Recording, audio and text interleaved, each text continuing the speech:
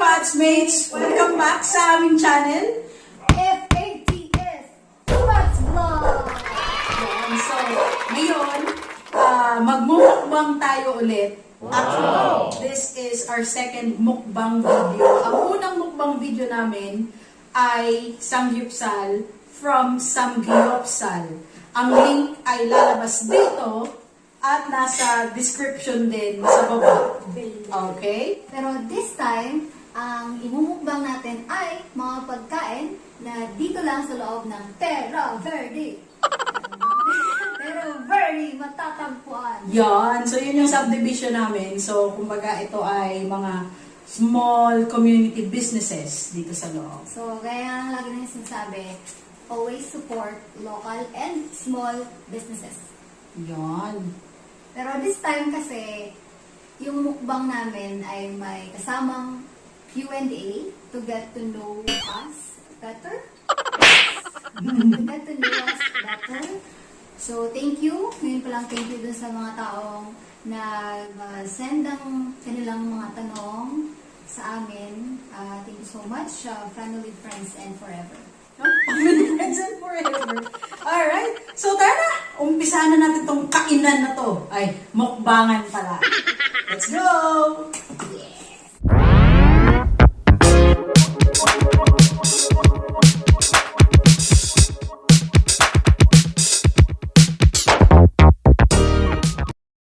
Papakilala namin sa inyo itong mga pagkain namin. Umpisahan natin dito sa milk tea shop sa loob ng Terraverde. They are called tea spot. Yan. So, maliban sa milk teas, meron silang fruit teas and cold coffees and warm hot coffees. At saka, ano to lang? Takoyaki. Takoyakis. So, and then next, Kung nabitin kayo, sabi nila sa Squid Game, sa takoyaki nila ay hindi kayo magbibitin. What? Hindi kayo magbibitin dahil meron silang squid cups. yeah. Pero hindi namin tinry ulit. Kasi hindi kami masyadong fan ng squid. So, what we ordered is their kanimaki. Kaniyaki. Yan. Kani siya. And then, special. May squid to eh. Ano?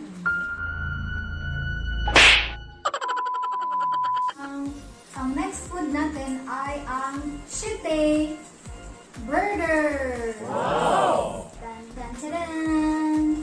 So, maubos natin kasama ng wings. Yeah.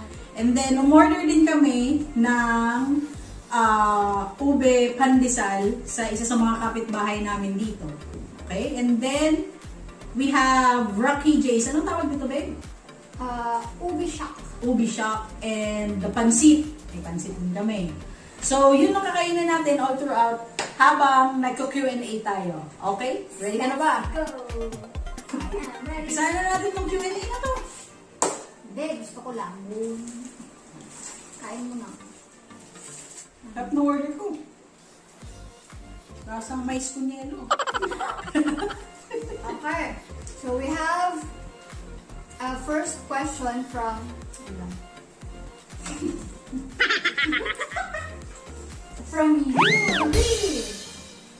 Ang tanong niya, why did you decide to start vlogging and what inspired you to vlog? So, kinumpleto niya, when, So, sumagot yan. Total, ikaw naman ang pasimuno ng vlogging natin. same to sa question ni Jenna Lou. Paano kayo na-inspire ng vlog? So, dati talaga, gusto kong maging vlogger, hindi vlogger. Sarap ba yan? We only have one life, so we cherish the moment. Ang totoo po niyan, gusto niya talaga maging vlogger.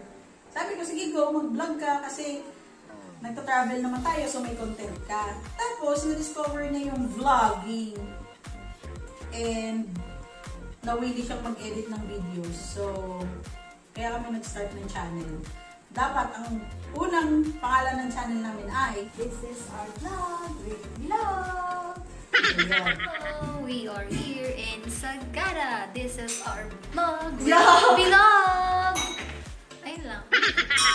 So, sino daw ang favorite vlogger mo? Si Erwan. Miss Sam. So, siya talaga yung nag-inspire sa'yo maging vlogger. Ako kasi Jamil eh. So, next question tayo. Erwan kasi magaling siyang ng story, video, mag-edit, and sa traveling, and sa food, everything. So, yan. In short, magaling si Erwan News, ha? Yun na po yun. Sarker na fries gusto nyo. Pero yung question tayo, magkano kinikita nyo sa YouTube? Dapat ba may kita? Meron ba? Actually, wala. Wala pa. Bakit? Kasi, Require. Kumakain pa kasi naman. Kasi requirement ni YouTube, yung dapat meron ka $100 na cash. kita bago ka makapag-cash out. Kung pang cash out ng $100. So far, malapit na kami. Meron kaming kulang na $90. Yan, no? Sa Fatsmates. So, yun. Yun na nga yung sagot. Wala pa kaming kinita dito actually. Puro gastos. Tulad nito. So, alright. Next question tayo. Camera reveal daw. camera review. Ay, maggagawa kami ng separate video para sa camera review kasi mahal yung mga camera namin. Damot, no? Separate video pa. Shout out pala dun sa mga naunang nagtanong, kay Jess at saka kay Parang Moy. So, ito may pinaka-in-demand tayong question, babe. Ay, oo nga. Mm-hmm. So, yung galing kay Theodor, kay Cristel Despitado, at kay Mami O. Yan, shout out sa inyong tatlo. Ano nga ba yun? So, ang tanong is, ano nga ba ang nauna? Manok o itlog? Hindi namin alam yan. Makinawin dyan. Pero buti na lang, meron tayong naimbitahan na sumagot dyan sa tanong nyo. No other than Munggo! watch this. Ano na una? Manok o itlog? Itlog. Bakit itlog? Ay, manok pala, manok. Kasi, Ah, kasi galing kay San Pedro. Kinuha yung manok ko. kinuha yung manok mo ni San Pedro. Tapos, nangitlog na yan. Oh, manok ko mo. Inahin Pinatay na. ba yung manok ni San Pedro? Bakit nangingitlog? Sinabong ko, patay na. Hindi naman inahin yun, di ba? Ba't nangitlog yun? Doon ka na. O, diba? Napakagaling ni Munggo sumagot. Ngayon nyo lang nalaman niya. Alam niyo na, saan galing ang manok? Kay San Pedro. Alright. Next question. Pag nagpupunta kayo, pag kumakain kayo sa buffet, anong food ang una nyo kinukuha at bakit? May pa ba? Tempura! Siyempre yun yung mahal. Kailangan natin bawiin yung bayad natin sa buffet. So, tempura all the way tayo. Kasi hindi din naman kami kumakain ng sashimi na medyo pricey din kung kakain sa resto. So, sa tempura kami bumaba. Ang malalaki. Yes. Next question. Galing ulit to kay Tel. Tel, nakakarami ka na. Sa lahat ng places na napuntahan nyo, alin ang pinakagusto nyong balikan at bakit? Ako sa Sagada. Kasi malamig. Tapos, tahimik lang yung community. Na zero crime. Ano nagkasundo na tayong humalig? Malig ba? Iwalay kami. After Sagada. Ako humalig kasi maganda yung mga beach doon and then ang peaceful nung travel namin doon. Sobrang affordable pa. Yun nga lang, iindahin lang natin yung medyo mahabang travel time. Pero I doubt kung peaceful pa ngayon kasi parang commercialized na siya, babe, no? May pier na sila doon eh. Pero tingnan natin. So yun ang aming sagot. Next question Kung tayo. walang pandemic, saan nyo pinakagustong mag-travel na hindi nyo pa napupuntahan at bakit? Malay ko. Wait lang. Daming ube, oh. May ube pa ng design natin. Wala kay Char daw.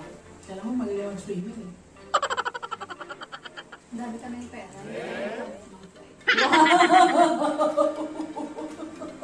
Next question. What is your dream travel destination? Ako wala. Siya meron. Japan. Japan. Hindi pwedeng Korea. Puntahan mo si Jimmy doon. Japan. Yan. Gusto namin makaranas ng snow. O sa Japan. Ayaw namin sa US. Japan. O yung next question for you. Question for you. Ano tanong? If zombie na lahat, sino ililigtas mo? Your bias and BTS or si G? Or ako? Ano tanong ko ba yan? Si G! Jimmy! Hindi, si G, syempre. Hindi ka naman pakinabangan niyo si Jimmy. Sakto, vaccinated na kami. Magiging zombie na kami. Sama-sama tayo ng zombie. So, what's the happiest travel episode you've had so far? Episode 6.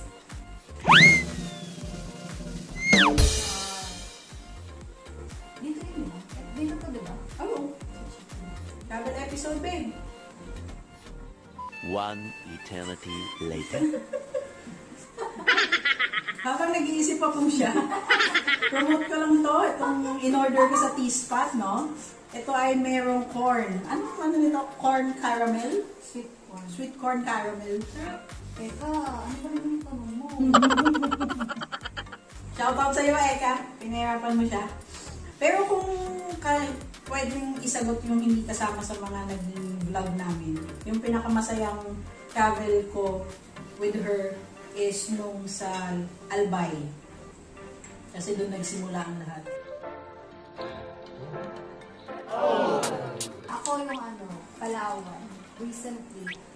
Kasi kumain ka ng uod. Oo. Check niyo pala yung video ko doon. Meron ako sa TikTok, sa Facebook, sa Instagram.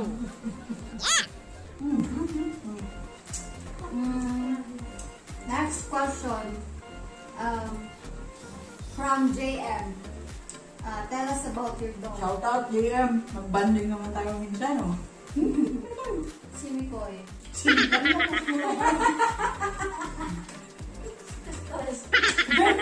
Stress yan. So yes, yun. May nag-iisa kaming aso dito sa bahay. Ang pangalan niya ay si Mikoy. Meron siyang sariling Instagram. Follow him, Mick Oy. So, aspin siya na hiningi nitong kapatid namin dun sa kaibigan niya. Kapal na mga kaibigan. Pero feeling niya may lahi siya. Paka-choosy, ganyan. Pero love namin yun. Walang pakiramdam. I mean, walang emosyon. Si Mikoy na walang emosyon, walang ibang emosyon kundi galit. Paninibugho. Nakikita niyo ba itong mga pasako sa kamay? Kay Mikoy po galing natin yan. Pasok ko. Never love namin yun. So, hindi naman namin bibila ng 150 per kilo na pagkain yun, no? Question from Stephanie Baines at Triana. Na, full name. Hi, Lane. 5 years old na ako o 5 ako? Masaya sana yung 5 ikaw eh. Share. Bakit? Para may May maglalaba, maglilinis, magluluto. Kaso kasi, pag 5 ikaw, 5 tuyuin din yun. Doon ako sa 5 years old na G, para pwede ko pa siyang disiplinahin. Hindi pinabaksin ba siya? Ooh.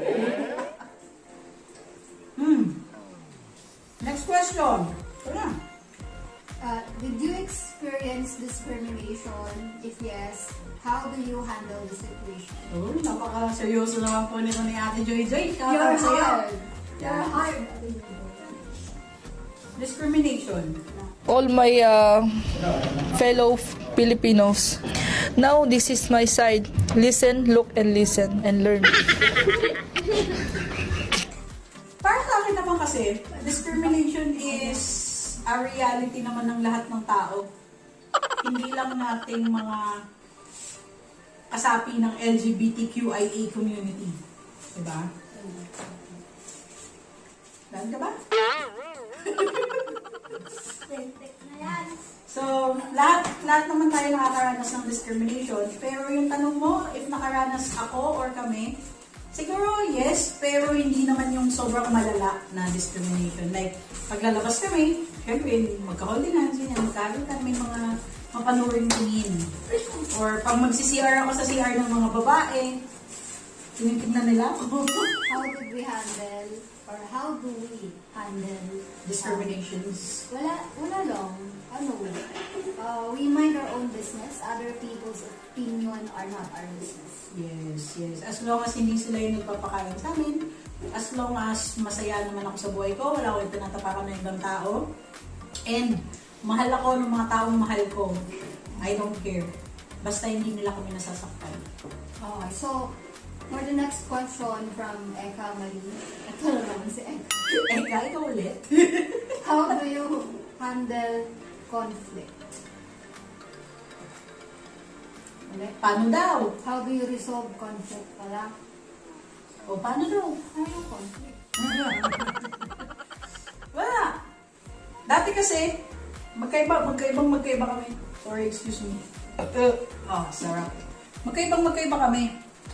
Kapag galit siya, gusto niya, tahimik lang siya, hindi siya magsasalita, ganyan. Eh ako gusto ko, pag may problema, pag-uusapan agad. Makuda ako nagger, ganyan. So, lalo kaming nag-aaway noon. Pero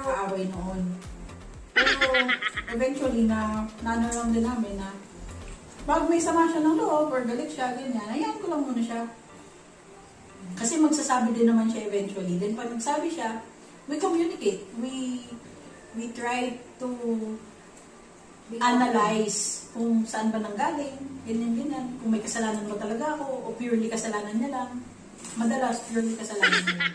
Hindi natin lang bawa. So yun, usap lang talaga ang ng conflicts namin. At saka, wala naman kami masyadong conflict sa totoo lang. Ang petty ng mga pinag-aawayan namin, like, bakit hindi nagwalis?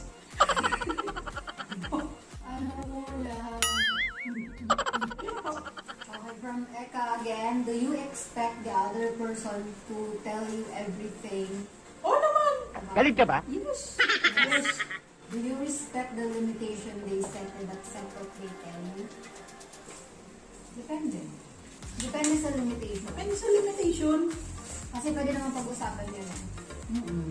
Tulad niyan dati, may kwento ako. Gusto niyan pala kwento ako.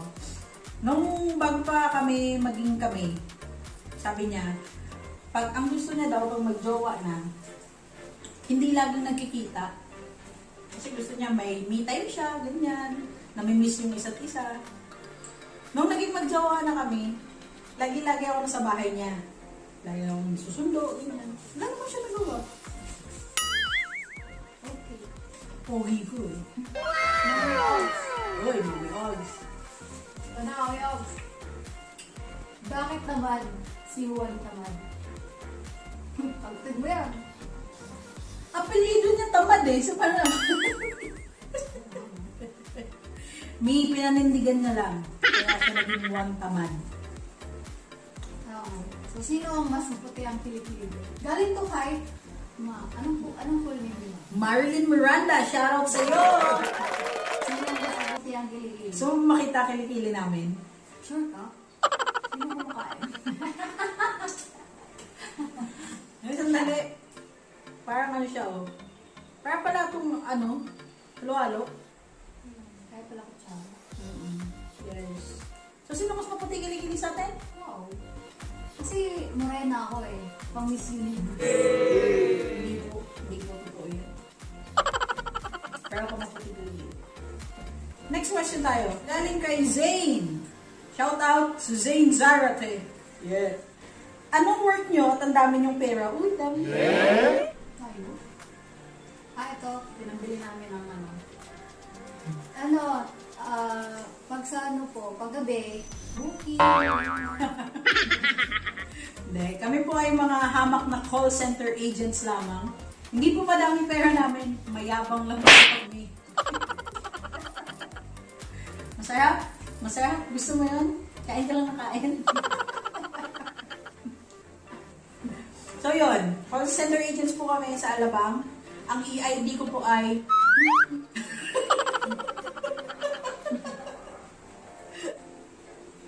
Parang parsa. Ako na. Next question, galing ulit sa aming kaibigan si Cristel Desquitano. Gusto mo yun? Yung apelido mo? Anong pinakaayaw at pinakagusto nyo sa isa't isa at bakit? Makulit. Ayaw gusto? Pareho. Kasi minsan makulit siya pag wala ko sa mood, nakakainis. Minsan naman, pag hindi siya makulit, nakakamiss. Mag-flutter. Pareho yun. Ayaw ko sa kanya, hindi nagsasabi agad ng kung ano yung pinasasama ng loob niya o kung ano yung nararamdaman niya. Kaya kapag nagsabi siya, umiiyak na. Yun lang, yun. Ayaw ko nun kasi gusto ko kapag may issue, resolve natin na yan. Kaya po sa opisina pag may mga FGD, iyak na lang ako. Kapag salita. Pero gusto ko naman sa kanya, loyal siya. Hindi ko kailangang mag-alala lagi na baka wala siya sa bahay pag uwi ko.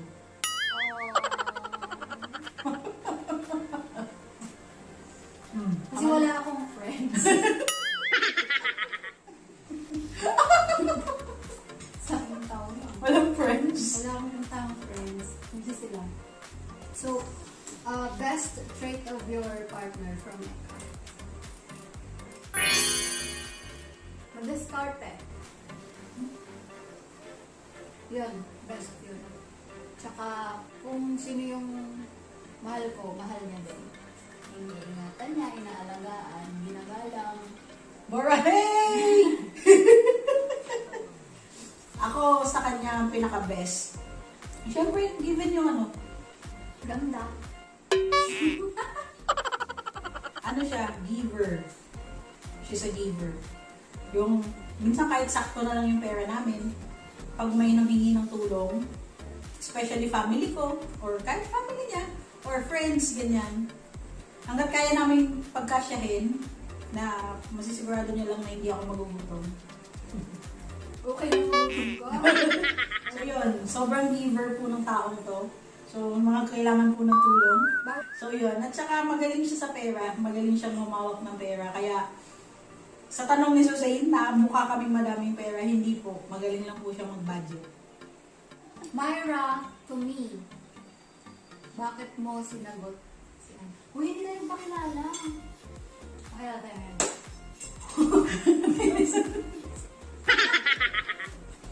Bakit mo sinagot si Ann? Siya po si Ann.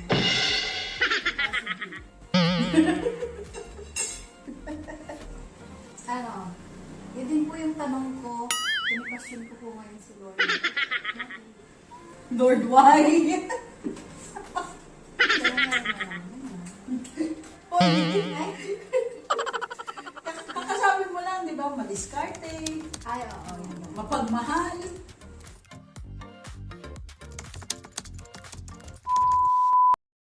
Tips for a healthy relationship. Bilang gusto mong lumigaya ang iyong buhay. If you really love the person and you have decided na yung taong yun yung kasamang gusto mo makasama hanggang tumanda, dito magtatapos yung FATS vlog eh. If you want to correct a mistake in the past, ano yun at bakit? Sagot ko to! Sagot ko to! Pero, bye guys, ito na pong huling vlog.